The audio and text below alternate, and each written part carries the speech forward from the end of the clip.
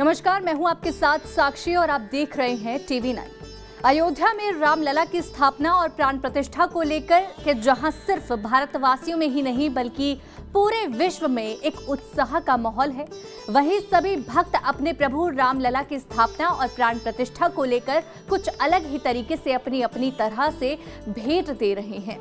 ऐसे में यूपी का औरैया जनपद भी, जो कि अपनी एक अलग पहचान रखता है, वह भी रामलला की प्राण प्रतिष्ठा के लिए 5 नदियों के संगम पचनद का जल कलश में लेकर अयोध्या पहुंच रहे हैं।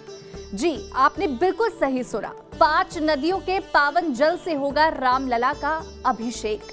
ये फूलमती मैया से सभी भक्त एकत्रित होकर पचनदे से जल भर के भोलेनाथ के दरबार महाकालेश्वर देवकुली मंदिर लेके आए। यहाँ पूजा अर्चना आरती के साथ ही यहाँ से नगर भ्रमण होते हुए श्री राम जन्मभूमि ये जल जाएगा वहाँ अभिषेक के लिए। ये कब तक जल लगभग पहुँचेगा? ये 2 दिन के 31 तारीख तक पहुँच जाएगा, 2 दिन में। यूपी के औरैया जनपद में बिहाड़ांचल स्थित 5 नदियों के संगम स्थल पंचत से पवित्र जल कलश में लेकर अयोध्या पहुंचाया जा रहा है, जिससे रामलला का अभिषेक होना है। प्रयागराज के संगम से त्रिवेणी जल, नेपाल से आने वाले जल के साथ साथ औरैया जनपद के पचनद का पावन जल पहुंचेगा।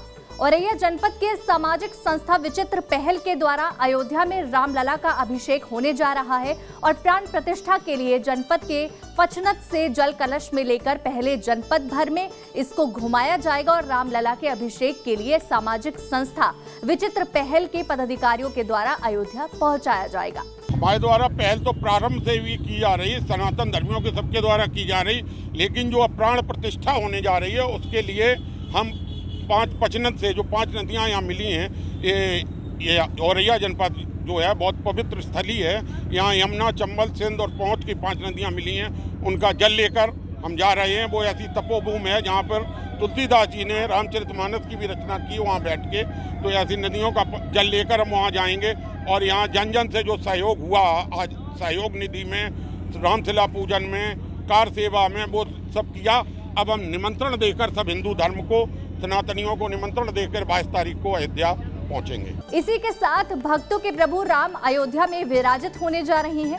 राम भक्तों के मन में विराजित प्रभु 500 साल बाद अयोध्या में साकार और भव्य रूप से विराजित होंगे।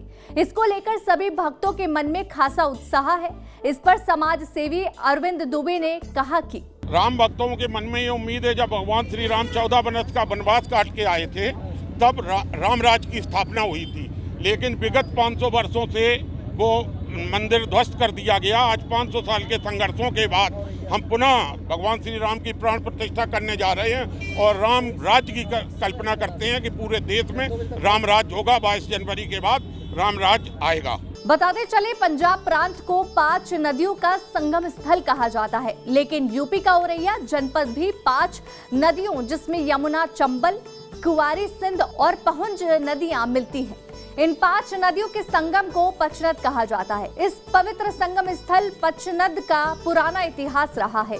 इस पवित्र स्थल पर तुलसीदास जी समेत कई साधु संत यहाँ पर तपस्या पूजा कर चुके हैं। आज भी इस स्थान पर पूजा पाठ और स्नान मेला भी लगता है। रामचरितमानस के रचयिता तुलसीदास जी महाराज भी जब यात्रा के दौरान औरैया जनपद से गुजरे तब इस पवित्र स्थल पर रुके थे।